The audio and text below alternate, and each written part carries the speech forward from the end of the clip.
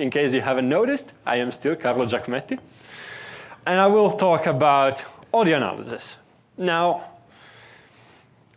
why is this interesting? What kind of application could we have? So some examples, but the field is way broader than what I'm representing it here. We can have information retrieval from audio, either music or speech, or it could also be very useful in an industrial setting. So for example, looking for faults in gearboxes or things like that. We could do speech analysis. We could use all of the machine learning functionality that we have on the result of this analysis, and many more, limited by your imagination, essentially. So I was going to go through this again, our basic concepts. Most of you were here already, so I will go through them quickly. But yeah, so 3 sounds: a harmonic sound, inharmonic sound, and impulsive sound, a function for plotting them, a function for visualizing the power spectrum, and something in between, something that has both time information and frequency information. Okay, so this is our general premise as usual. Now let's go and let's see what we have. So I will load up again here our nice drum loop that you all have listened to. And I'm going to introduce our first function for today, audio measurements. So this function does different kinds of measurements, and they are computed on all the signal. So all the values are part of this computation. So let's see what properties we have. By the way, I should say I am using now 11.1. So there are some properties here that will not show up in 11. The notebook that's online will have a version with the proper implementation for 11. Got 11.1, so. That's cheating. So we have, as you can see, we have a long list of properties. We have some of the more boring ones, like how many channels this audio has, what kind of audio type is this audio. But then it can get more interesting than that. So I divided here this big list of properties into time domain properties, which are computed on the actual sample values, and frequency domain properties, which are computed on either the power spectrum or the magnitude spectrum of the signal. So what are these time domain properties? Another big list that is not evaluating. OK, here we go. So I will show some example of those. I will show first of all the most basic ones. By the way, do notice how nicely they come out formatted in a beautiful data set. So these are very simple ones. We have the min-max, the mean, standard deviation, Hermes amplitude, the number of zero crossings in the signal. These are fairly useful properties. But you have to keep in mind that many of these results you can also get by applying the corresponding statistical function directly onto the audio object, which is fairly exciting. I can do standard deviation of my audio signal, and this just gives me the correct result. And here we go. I am computing exactly the same properties, but by using the statistical functions. Now, you will notice there are some discrepancies between the two results. There is a fundamental difference between the implementation of audio measurements and statistical functions. They get the same result, but they kind of could have different uses. So audio measurements operates on the down-mix version of the signal, while the corresponding function operates instead on the flattened version of the data. So just to explain what it does, this is the data that corresponds to a 2-channel audio signal. I can have the min-max of this audio signal, and as you can see, it's equivalent to having the min-max applied to the flattened version of the data. If I instead use audio measurements, this is equivalent to applying the function to the mean of the data. So this is a very small detail, but it's something that, to be aware to avoid incurring into perplexing situations. In addition to all of the statistical properties that we have here in audio measurements, like standard deviation and total and et cetera, there are a lot more statistical functions that can be applied directly to audio. Some examples are the moment, the second moment, the quantile, or even the entropy if we want so. Now, let's go into the frequency domain properties. Let's look at, again, our nice list. So all of these have to do with where the energy is located in the spectrum. So it could have, for example, spectral centroid gives an idea where the center of this centroid of this distribution is. It's a very good measure if we want to see if we have a sound that's predominantly heavy in the bass frequencies or in the high frequencies. This is a very light to compute and useful measurement. But we also have things like spectral roll-off, which gives an idea of where most of the energy is located. This tells us what's the frequency under which 95% of the energy of the signal is contained. And so on and so on. We can have statistical properties of the spectrum like kurtosis and flatness and skewness. And so just to show you some example with these measurements, I know that the centroid of the spectral distribution is around 700 hertz. I know that it is fairly flat, which tells me that it will be fairly spread out.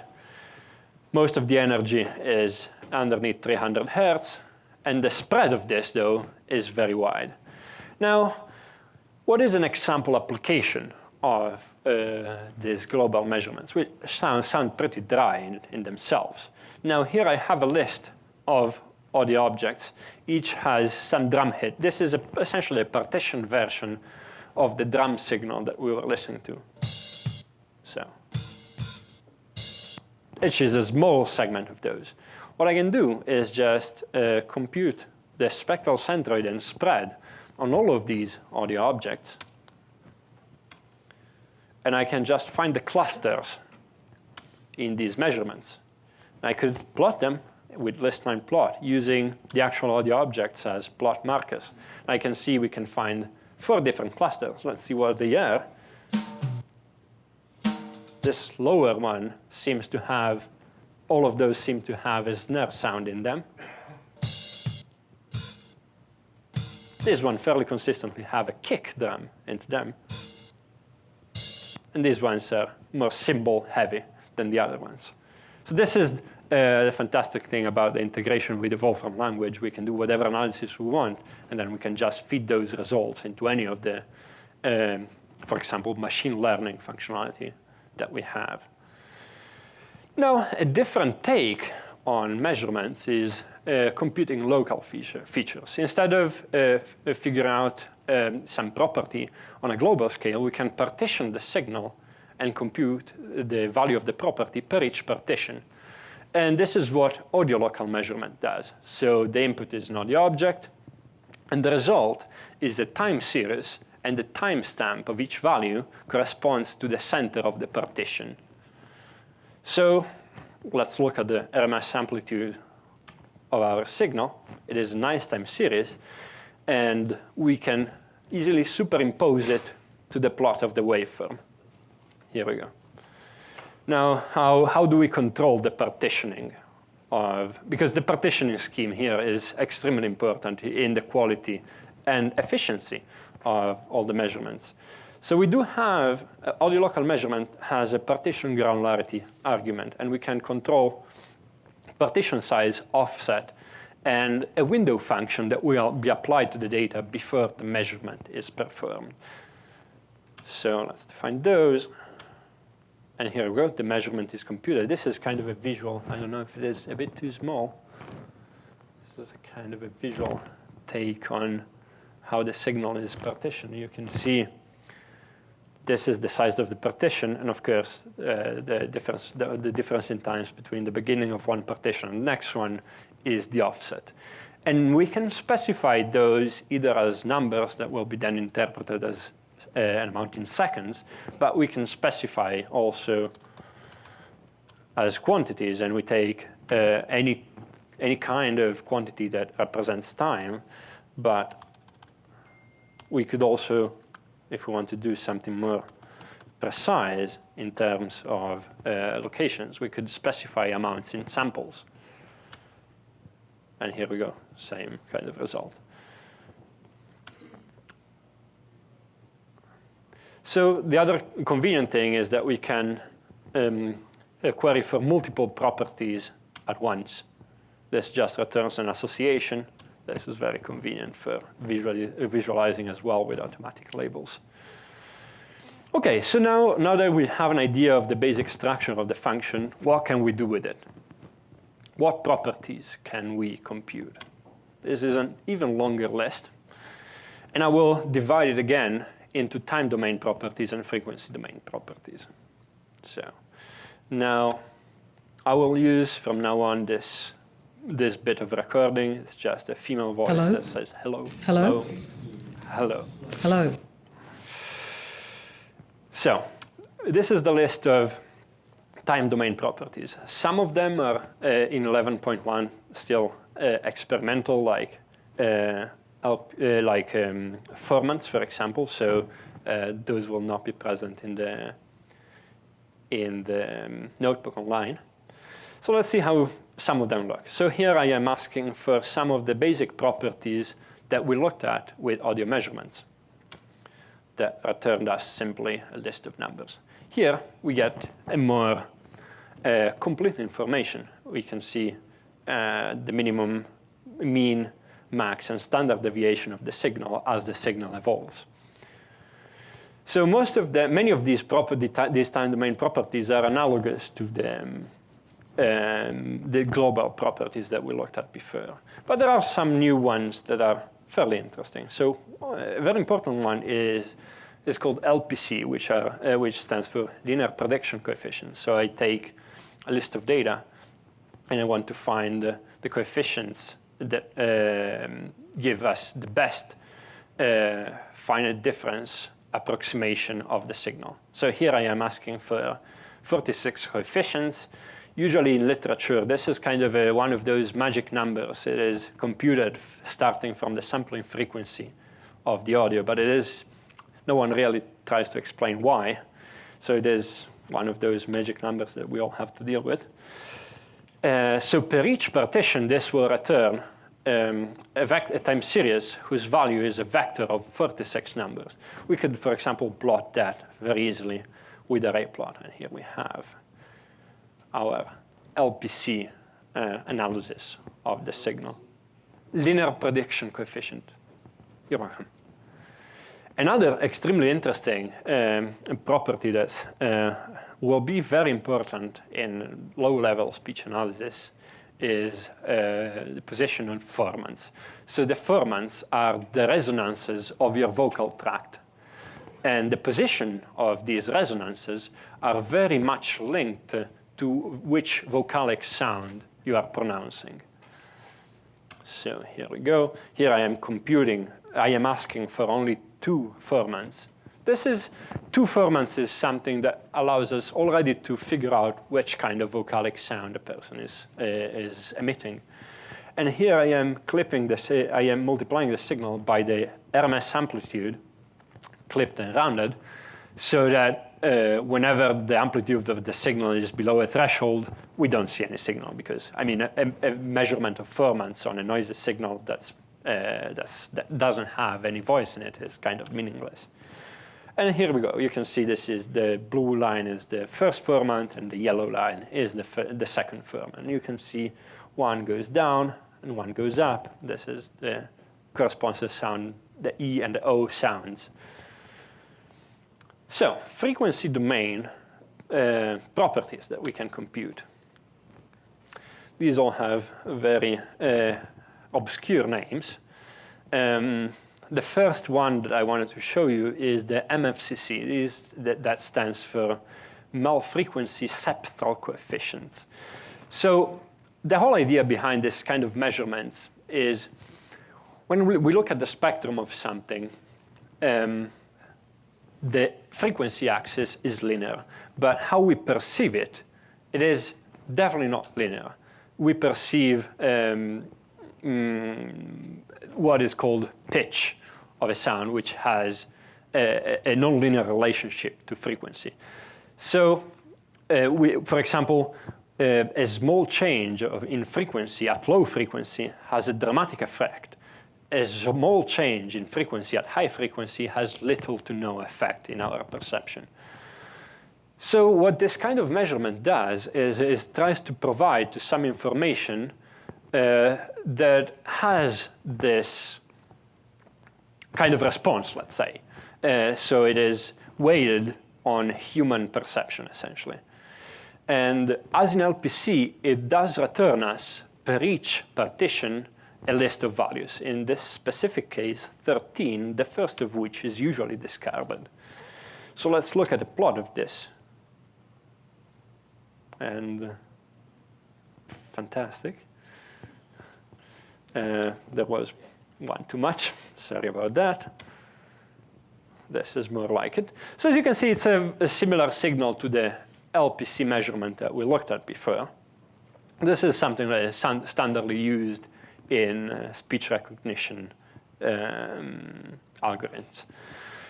Another very important perceptual measurement is the fundamental frequency. I was talking about pitch. So when you listen to a sound, you can immediately tell this, or if you compare different sounds, you can immediately tell the pitch of this one is higher, the pitch of this other one is lower.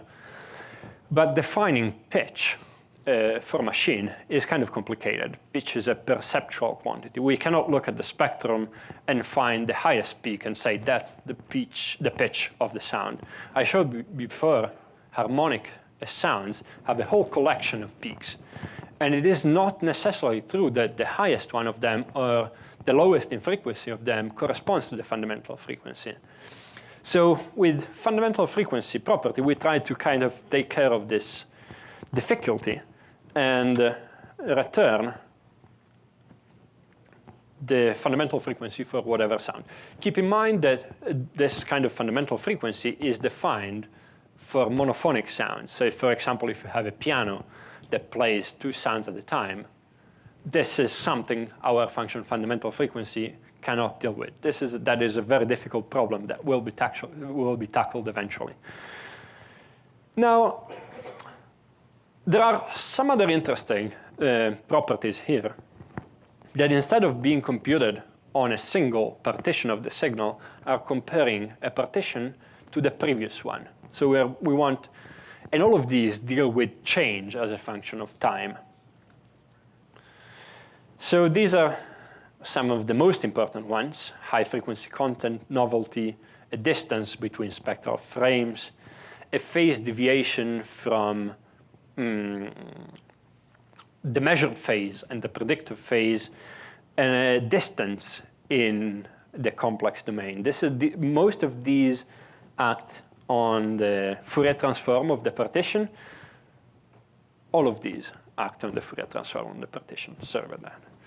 So let's look at what they tell us. So let's remember what we do have let me reevaluate the properties, because let's remember we do have our spoken signal here. What all of these measurements can tell us is when new things happen or when transient events happen. High frequency content is the dumbest one, I would say, but all the other ones look at changes in the spectral domain, the complex spectral domain, from partition to partition. And they have different reasons to exist, but they all try to measure the amount of change as a function of time, essentially. I'll have an example later to show an application of this one. Now, another important analysis function is interval detection. So the whole idea is, please do remember all the properties that we were looking at for audio local measurements. Now, any of these can be part of a user-defined criterion. So for example, here I am looking for whenever the RMS amplitude is less than 0.03, with audio intervals, I get a list of intervals where this property is satisfied. I can easily visualize it like this. And in this case, what I was looking for was bits of silence. Where the RMS amplitude is low, we are fairly sure that that's silence. And the nice integration between this function means that I can just say audio delete those intervals. And let me play again Right then. our Perfect timing. voice. And now all the silent intervals Right then. Perfect timing. are deleted. You can see it from here. Now, the nice thing is that this criterion is not limited to a single property. We can have a criterion defined by multiple properties and logic statements as well. So it'll take a bit more to compute. In this case, I asked, and so here I am analyzing this sample, which is a flute scale. Okay, I will leave it at this. That's not particularly more interesting than that. I am asking where the amplitude is less than more than 0.1, so when there is some signal, and when the fundamental frequency is less than something or more than something else. And I can easily find that, so this is lower than our first threshold, and only these two are higher than our threshold. And this is easily shown with this spectrogram, as you can see. This is lower than 270. These are in our forbidden zone, and these are higher. A more general function that's very much related to audio measurements is audio block map. Here, the idea is that instead of mapping a predefined measurements on the partitioned signal, the user is able to define whatever function to be computed onto the partitioned signal. So here, this is the dumbest example. Here I'm asking just for max to be mapped on each partition. This is completely equivalent to what audio local measurements max property does. And I get my nice signal. Now, it is possible to define more interesting functions. In this case, I am looking for the RMS amplitude, and I am taking the logarithm of it, so I get the value of the RMS amplitude in decibels. And here we go. But we are not limited to numbers. We can have lists of numbers. In this example, I am, for each partition, I am grabbing the maximum value of the partition, and I am creating a disk where the size of the disk and the color, the hue of the disk are controlled by this maximum value. So I can get a fairly nice visualization of the maximum amplitude as the function of time. Here, both the color and the size of the disk tell us some information about it. And of course, I could have different functions mapped to the color and the size. Now, let's go to the more interesting part, some example applications. Now, here I am importing all the example data collection for audio. Let me give you a list of what's present. These are all the sounds that all the audio recordings that we have collected and shipped with Mathematica. And with this command here, I am computing the LPC property that we discussed before.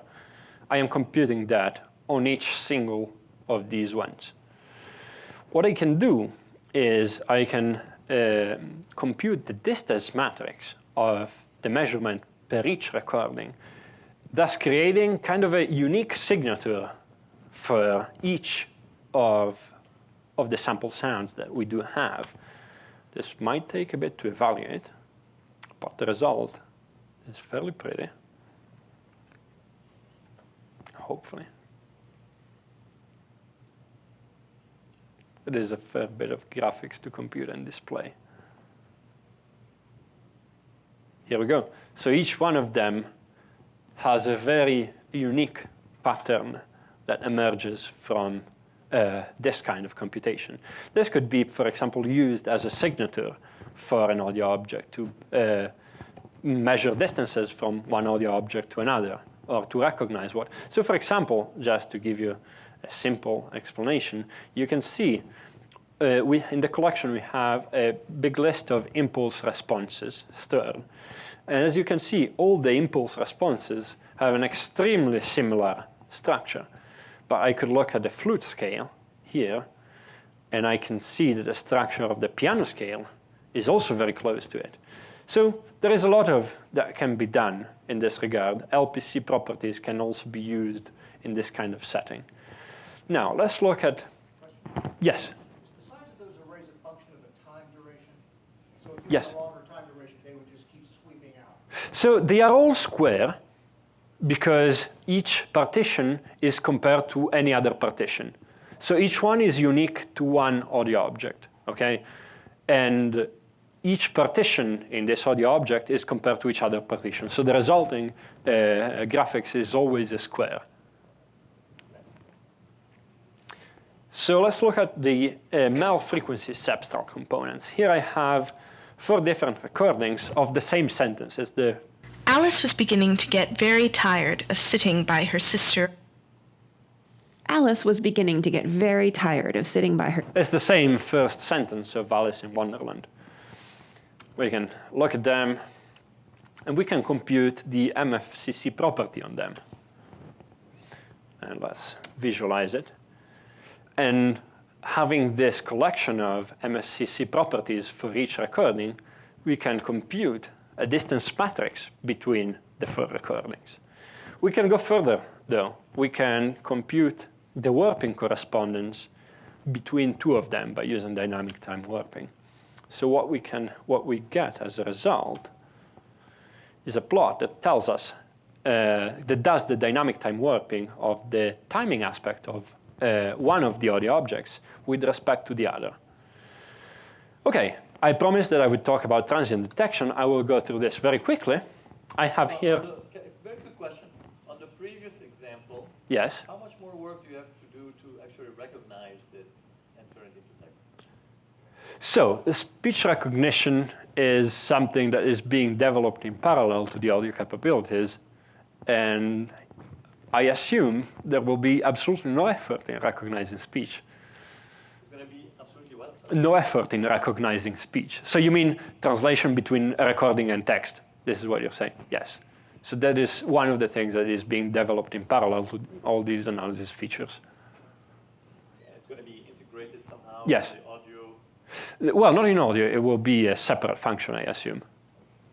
And for which language?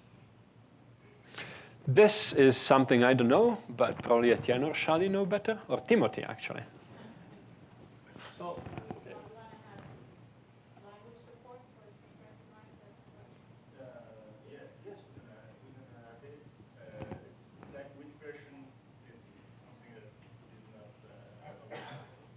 Of course. It's going to be something like text recognition. So you're going to give an audio sample and you're going to give you the transcript of the text. No, I understand that. So I understand. So let me ask this question, and I don't want to Sure. waste too much time. Let's say I have a language that's spoken by 200 people. Okay, and let's say it has 2,000 words. Okay, I want to create a system to recognize that language. It's not English, it's not Italian, it's not anything that's like more commonly. So they're How asking. much work do I have to? So there are 2 approaches to this. The approach of speech recognize is based on machine learning and neural networks. But you can have a much lower level approach that is based on format analysis and this kind of thing, and long time.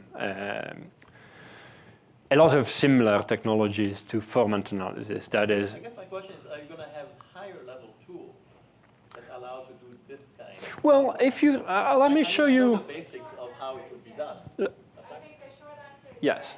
As we said, this is really phase 0. Yes. So let me give you one example of the basic thing that is underlining all of this. So I talked before about firmances, the resonances of your vocal tract that are related. Okay, they're related to which vowel you are speaking. So here I have a list of different vowels. So the usual representation of the vowel triangle, even though it's a trapezoid, is something like this. And I could easily just use the Furman's measurements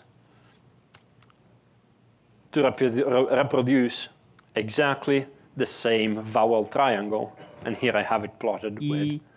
So in this case, or if I have my female voice example that I played before, I just grab from Wikipedia the average locations of the ferments, and I can I can compare the result of the measurement